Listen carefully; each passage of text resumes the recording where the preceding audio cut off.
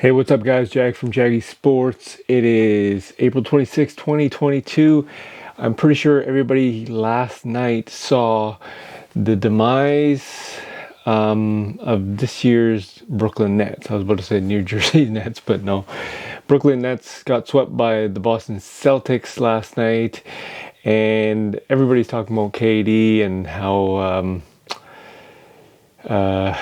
his career is over. I'm like, that's BS. Honestly, come on. Like, his career is not over.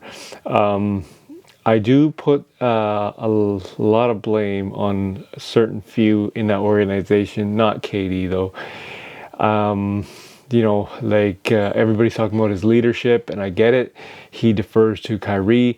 But the main issue here I want to talk about, should Steve Nash, I'm about to say Kevin Nash, but should Steve Nash get fired or not?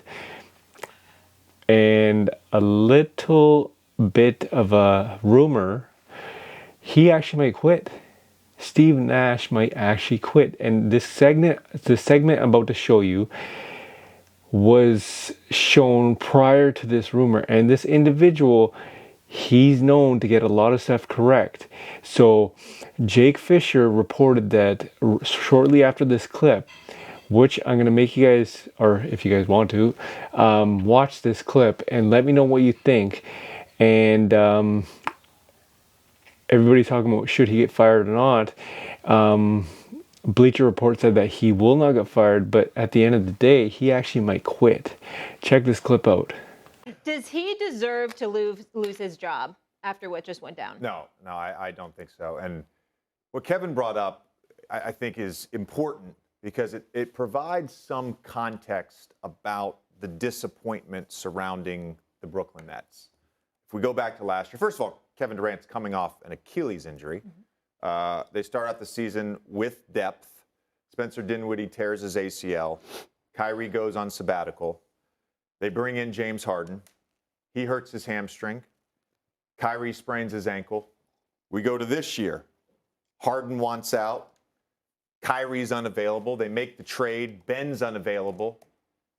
On top of all that, and this is the most important part, and it's what I brought up 10 days ago, whenever that was, that clip was, this team is severely lacking in two-way depth, and Ben Simmons could have helped a little bit with that. But when we look at the Boston Celtics, they're a team full of two-way players. Jason Tatum, Jaylen Brown, Al Horford, Marcus Smart, Grant Williams. You go down the line, a lot of those guys were drafted by the Celtics. There is homegrown talent. And so the Nets' failure this season, the Lakers' failure this season, there's a little bit of a cautionary tale here on team building. Because if you have a top-heavy roster with two or three guys, it is very difficult to build out a competent, complete roster if you don't draft well. And the Nets, of course, were hurt by the trade they originally made with the Celtics some years ago. But that, to me, is the bigger story here than Nash, is this roster, as constructed, was not going to win a championship. No matter what Vegas said or no matter what people said about Kevin Durant and Kyrie Irving, basketball is a team sport, and the more complete team here was clearly the Boston Celtics. Yeah, fair enough about Boston. But when it comes to Steve Nash, you're wrong. And here's what I would like to preface my comments by highlighting. Years ago, Don Shula was pushed out the door as the head coach of the Miami Dolphins. He ultimately retired or whatever. Tom Landry was pushed out when Jerry Jones bought the team and Jimmy Johnson was brought in as the head coach. People are appalled. And you know what my response was at the time? Do we say anything when players are moved? Players get cut. Players don't get re-signed. Players get let go all the time. What is it about us as a society that we can't sit up there and look at a coach and just say, you're not the guy for this job? It doesn't mean that you don't deserve to be employed. It doesn't mean that you don't deserve to be a paycheck. It doesn't mean that you should be excoriated or whatever. It just means that for this particular situation, you're not that guy. Just with Frank Vogel just now. We all know, JJ Redick, it wasn't Frank Vogel's fault. the Lakers assembled the roster that they assembled. They put these guys together. They wouldn't give, according to Frank Vogel and his peeps, the opportunity to really, really coach. Now, the Lakers, in fairness to them, would refute such things. But these are the kind of things that were said. He would have dealt with Russell Westbrook a hell of a lot earlier, blah, blah, blah. Fine. Okay, forget all of that for a second. We go to Steve Nash. I like Steve Nash. And I think that Steve Nash will get better and better and better as a coach if this is something he truly, truly wants to do. But you know what we don't say enough about Steve Nash? He never deserved the job. Only because he never had any coaching experience on any level at all. Now, So hold on. because before you asked me about Steve Kerr. Well, I just want to say one thing. I want to ask you one thing, and then I'll let you go on. Sure. I just want to be clear on this point. Yeah.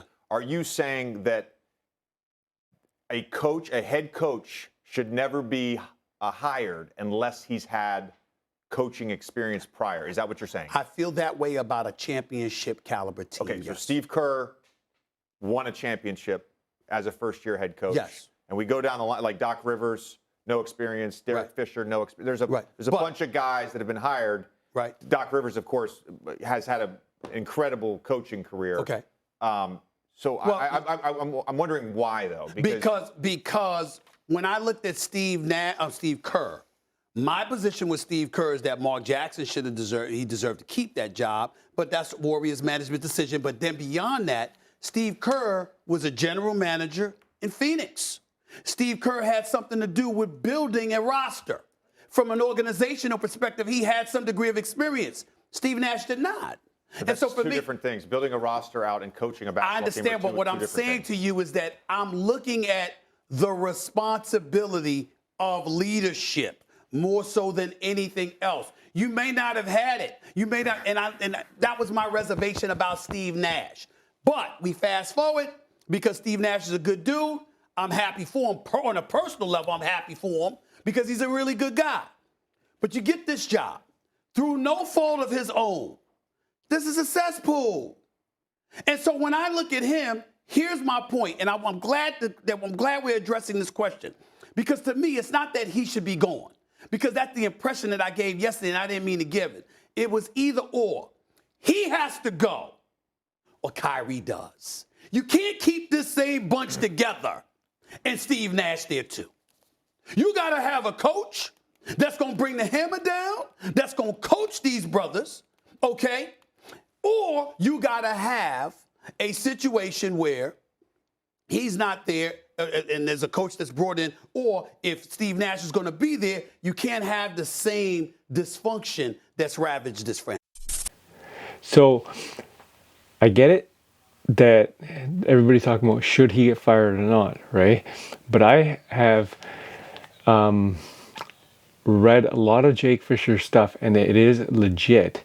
He actually might quit. And why? Because I'm telling you, when Kyrie said what he said yesterday, he said me, Kevin Durant, Joe the owner, and Sean Marks have to get together and decide what's, make management decisions.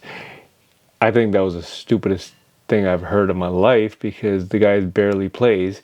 Stephen A. Smith said that he's played 50-something games in 200 out of 270 as his career as a Brooklyn Net. But notice how he did not say Steve Nash in that conversation. So there is no respect that Kyrie shows Steve Nash as a head coach. That is why I'm saying to you, Steve Nash might actually quit. Tell me what you guys think. Is Steve Nash gonna quit? And should he or should he not? Jag Mang at Jaggy Sports.